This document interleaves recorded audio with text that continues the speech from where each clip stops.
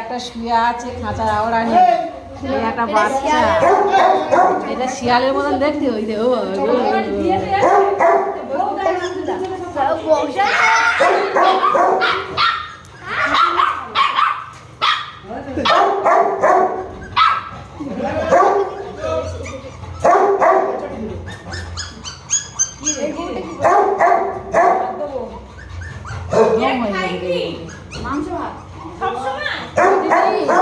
পনির মাংস ভাত দাও,